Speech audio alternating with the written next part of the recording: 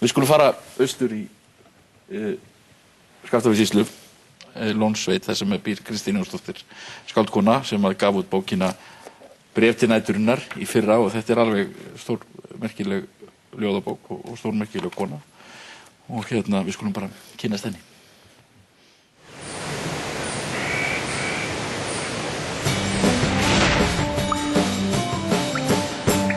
Kristín, þetta fjall sem við sjáum hérna fyrir aftan. Já. Þetta horn. Já, þetta horn. Og þið kallið það hvað? Við kallum þetta vestra horn. Hér frá mínu sjónarmiði séð er þetta vestra horn. Já. En þetta var nú kallað, þetta heitir held ég í fornum skjölum eystra horn. En það er eystra horn, hort frá Hornafirði. Já, en við náttúrulega, það bara talar hér fyrir sitt sjónarmið, sko. Já. Það er þannig. Þú býr hérna í þessari sveit sem heitir Lónsveit. Já, jú. Og eru margir bæir hérna? Ég ætla að sé ekki 6-7 bæir sem búið á í dag. Voru svona 10-12 fyrir nokkrum árum síðan. Já, þannig að fólki hefur farið fækkandi. Já, hafi gert það. Já, og þú ert héðan? Já, ég er fædd hér uppalinn. Já. Og þú hefur verið að yrkja, allt þitt líf það ekki? Nei, ég segi það nú kannski ekki, en svona, það hefur fyllt manni svolítið. Hvernig kom það til að þú fórst að Ég veit það ekki, ég bara hef alltaf haft löngun til þess, þörf fyrir það. Ég var mikið að segja mér sögur þegar ég var krakki og sumt var skrifað niður, eða ég skrifaði sumt niður og annað náttúrulega bara týndist og svo leiti þetta bara einhvern veginn svona eitt af öðru. Þetta er bara svona minn háttur við að tjá mig, held ég. Já, áttur einhverjar fyrirmyndir eða eitthvað svolítið? Ég náttúrulega lesi mikið af ljóðabókum og svoleiðis, en maður kannski reynir nú að passa stæl ekki allt of mikið, en jú, ég átti náttúrulega upp á skáld, til dæmis Guðmundur Böðvarsson hefur alltaf verið mjög miklu uppáhaldi hjá mér og maður las alla þessa kalla sko frá Einari Ben og alveg niður í þessi nútíma ljóð. En þú ferð svo sjálfa að yrkja þegar þú ert bara kona eða? Já, svona upp úr 20 fer ég nú að halda þess aðeins saman svona og síðan fer maður náttúrulega að grísa þetta, henda því sem manni finnst ómögulegt og halda hínu til haga kannski, en aðalega þó fyrir skúffuna. Já, en þessi bók sem kom út í fyrra, Bréf til næturinnar, já. Þetta er safn af kvæðum eftir því frá, einum 20 ára tímabili. Já, þessi kvæði segja svona ákveðna sögu kannski og þess vegna eru þau í þessari bók, en kannski hefur einhverjum öðrum verið sleppt sem hafa þá haft eitthvað annað gildi fyrir mig. Og er eitthvað ákveðin þráður í þessu, segir? Já, það er það. Já. Það er saga í þessu, þetta er bara mín ástarsaga, myndi ég segja. Já. Það eiga náttúrulega allir sína, en það er bara misjandi hvernig menn höndla hana. Já. Sumt í þessu er svona persónulegt finnst manni? Já, auðvitað er þetta mjög persónuleg bók, hún er það. En svo er líka, eins og ég segi, maður finnur fyrir sko náttúrufarinu hérna líka. Ég vil þá ekki segja, mér hefur kannski tekist í þessari bók að koma þá kannski þeim persónulegu hlutum til skila sem ég vildi. Ég hef alltaf verið mjög svona bundin náttúrunni og þetta er kannski sterkustu hlutinir af mér. Þetta er kannski mín upplifun á náttúrunni og ástinni og mannlífinu hér. Já, en þetta er náttúrulega náttúrufæri hérna er náttúrulega alveg sérstakt sko, í þessari sveit. Já, þetta er líka kannski spurning að hafa augun opin hvar sem henni eru og skynja sjálfan sig í náttúrunni. En þú yrkir háttbundið og einhvern veginn, gerir það mjög vel? Já, ég hef einhvern veginn aldrei náð því að yrkja órímuljóð. Mér finnst það erfitt og einhvern veginn bara hitt liggur nær mér finnst það auðveldari tjáning. Já. Og svo náttúrulega slípast maður í því eins og öðru, þetta er líka æfing. En maður finnur svona ákveðna þróun í því líka? Jú, þetta náttúrulega breytist maður kannski á 10-20 árum, það náttúrulega verður ákveðin þróun í því sem maður er að gera, en þessi, ljóðin eru nú kannski aðalega speglun svona á tilfinningum og kannski breytast þær svona með tímanum, maður velur þeim eitthvað annað form. Já. Má vera. Man finnst að formið vera svolítið svona hvassara eftir því sem að dregur nær nútímanum. Já, kannski. Maður kannski verður bara eitthvað beittari með árunum. Já. Ég veit það ekki.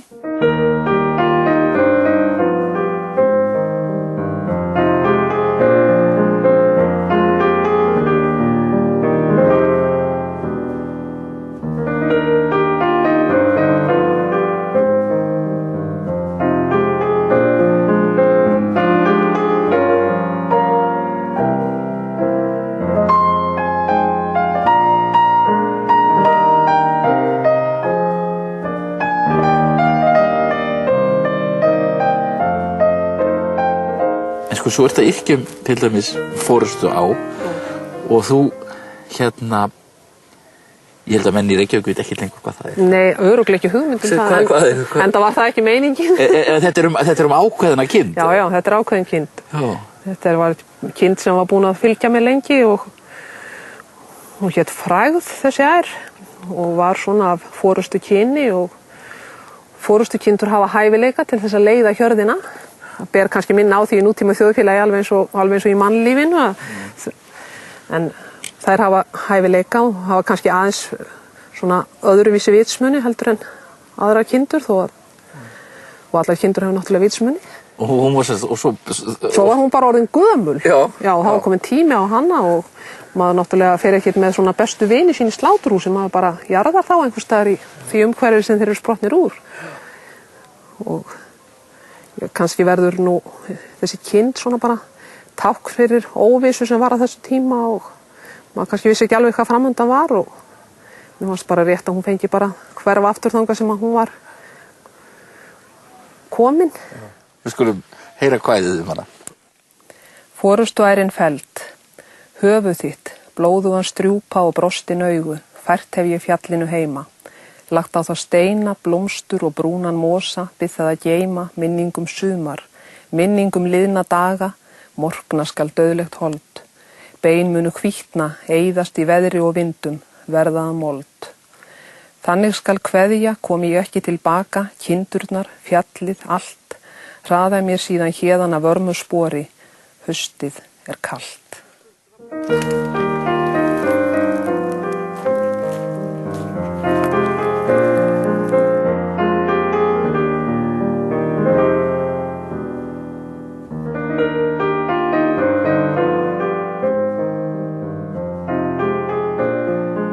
Þetta er draumfagur staður hérna, Kristín. Hann er sérstakur og við erum líka hér í svo góðu veðri núna að gerist nú ekki betra. En þetta er lónið, svo Já, sem að sveitin dregur nafn sitt af. Já. Það er fullt af fugli og aðalega álft. Það er mikið af álftum hér, já. Sennilega bara með því mest á landinu, einmitt hér. Já. En það geta verið til vandræði í sveitinni, eða? Jú, það eiga hann til að skreppa í túnin hjá mannum. Við erum ekki svona allt og hrifnir af því kannski. Já. En menn heyra þennan söng hérna alltaf. Já, þetta verður svona hluti af upplifuninni bara. Segðum við hérna, hvernig búið þið hérna? Þú ert aðalega með sauðfé? Við búum bara með sauðfé og það er alls þar þannig búskapur hér í Lóni þar sem er búskapur á annað borð. Við búum bara með sauðfé. Þetta náttúrulega hefur minnkað mikið búskapur hér undanfarin ár svo sem. Eða jarðir farið í eyði. Og hvað eru þið með margar? Við erum með svona rúmar 600 kindur á fóðrum á veturinn og sé ekki einhverjar 1400 á fjalli þá eða svo. Hann bara slatti. Já, þetta er töluvert. Það er samt aldrei á margt þegar að fara að leggja það inn á haustin. Maður verður ekki ríkur af sauðfjárbúskap. Nei. Það er eitthvað allt annað sem liggur það til grundvallar. Því miður lifa menn bara ekki á ánægju neinni saman. Þurfa líka eitthvað til að borga gluggaumslögin sín. En börnin, eru þau hjá þér eða? Já, þau eru bara farin í skóla, eru í skóla á Höfn og náttúrulega eru bæði heima á annars staðar. Já, þau þurfa ekki að fara lengra í framhaldsskóla? Nei, það er framhaldsskóli á Höfn og náttúrulega mikil bót fyrir fólk að hafa skóla í sinni heimabyggð. En hvernig vinnst þér við skriftirnar? Hvar skrifaru og hvenær? Ég hef nú skrifað voðalega lítið undanfarin ár. Þessi ljóð urðu nú bara til oft svona á síðkvöldum bara, kannski þegar börnin voru sofnuð en ég sit nú ekkert við skriftir, ég hef ekki bara tíma í það og kannski andinn ekkert verið yfir mér upp á síðkastið svo sem. Nei. En þetta er kannski bara eins og margt annað, þetta er til staðar og maður veit ekkert hvenær það, kannski kemur einhver tími í það seinna. En þú veit ekki með skrippborð eða tölvu þar sem þú sest niður við? Ég kann ekki eins og kveikja á tölvu. Ég er algjör steinaldamaður í því. Já. Ég skrifa bara svona í sófanum fyrir fram á sjónvarpið og rúmstoknum og eldhúsinu og sem svona aðalega þar sem þetta verður til. Og þá með bara penna? Já. På gamla máta? Penna og stílabók. Penna og stílabók, já.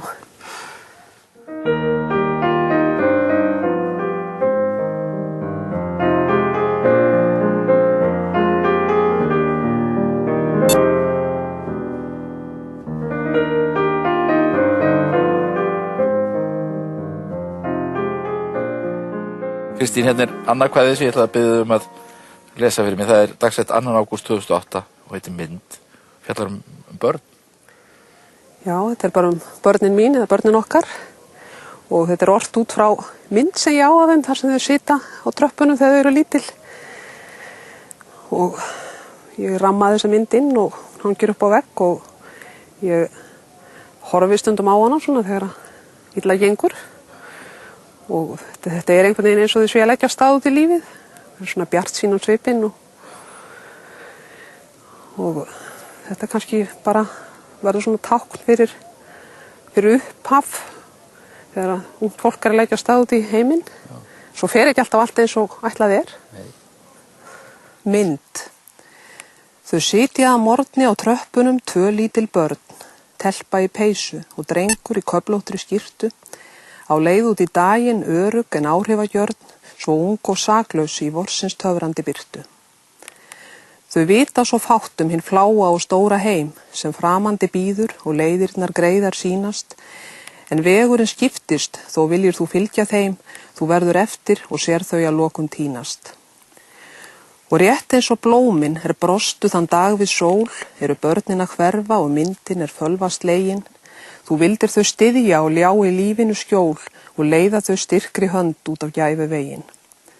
En það var svo margt og mikið út af bar og mistök og villur sem best að reyna að gleyma og þá verður myndin minning það sem var, einn morgun í upphafi ferðar á tröppunum heima.